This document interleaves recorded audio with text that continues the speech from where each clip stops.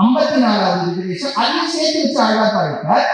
வரகுணமங்கை இருந்து அப்படின்னா வரகுணமங்கைங்கிற க்ஷேத்திரத்துக்கு போக போறோம். நத்தம் அப்படின்னு அந்த ஊர்ல போனீங்கன்னா நத்தம்னு சொல்லணும். நீங்க புள்ளி வரகுணமங்கைன்னு சொன்னீங்கன்னா எங்க இருக்கிற மங்கைன்னு கேட்பார். அதனால இந்த வரகுணமங்கை நத்தம் பெருமாளுக்கு விஜயாசன பெருமாள் ஆத்மான முத்திரையுள்ள வா உள்ளே நீங்க விடாத வா உள்ளே அப்படின்னு கூப்பிடுவார். ஏன்னா திருநெல்வேலி பக்கம் போனீங்கன்னா அது ரொம்ப சுப்பிரசித்த ஊருக்கே பிரசித்தமான ஒரு ஸ்வீட் இருக்கு. தவச பரமோதாதா சங்கசக்கர கதாதரா, அதாவது புருஷ சுத்தத்தில் இருக்கு. ஆதித்யவர்ணம் தமசஸ்து பாரி. ஆதித்யவர்ணம் பெருமாள் எப்ப தெரியுது? தமசை கடந்தால். தமஸ் என்ன பேர் தெரியுமோ? இருட்டுன்னு அர்த்தம். ஆதித்யவர்ணம் தமசஸ்து பாரி, இருட்டை கடந்தால் வைகுண்டம் தெரியும். ஏன்? அது இருட்டு கடைன்னு அங்க ஹல்வா உண்டா? அந்த ஹல்வாவை சாப்பிட்டீங்கன்னா ஆதித்யவர்ணம் தமசஸ்து பாரி, இந்த இருட்டை கடந்தால் ஆதித்யவர்ணம் பெருமாளுடைய வைகுண்ட லோகம் தெரிஞ்சிடும்.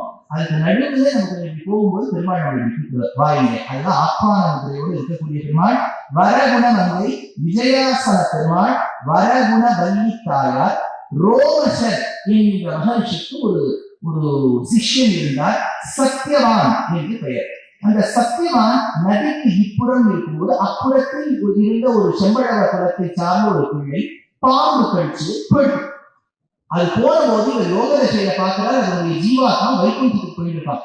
உடனே இவர் கேட்டாரா, இந்த குழந்தை என்ன பக்தி பண்ணிட்டா, சரணாகதி பண்ணிட்டா, எந்த பிரம்ம வித்தையை அனுஷ்டித்தது? ஒண்ணு இல்லை, இந்த வரகுணமங்கை கஷேத்திரத்தில் இருந்தாலே வைகுண்ட பிராப்தி என்று ஏற்பட அப்பேற்பட்ட உயர்ந்த கஷேத்திரம். வேதவித் என்கின்ற பிராமணர் இருந்தார். ரேவ என்னும் நதிக்கரையில் அவர் பெருமாளை பிரார்த்தித்தார். நான் இவ்வளவு தபஸ் பண்ணிட்டேன். ஒரு பெரிய மகர்ஷி அவர் சொன்ன, நான் இவ்வளவு தபஸ் பண்ணிட்டேன், இந்த தபஸின் பலன் யாருக்கு போய் சேரும்? பெருமாள் சொன்னார் அப்படின்னு. இந்த கோவிலை யாரெல்லாம் பெருமாளை சேவிக்கிறாளோ வெற்றி கிட்ட வேண்டும். அதனால இந்த பெருமாளுக்கு வெற்றி கொடுக்கக்கூடிய பெருமாள் விஜயாசன பெருமாள்.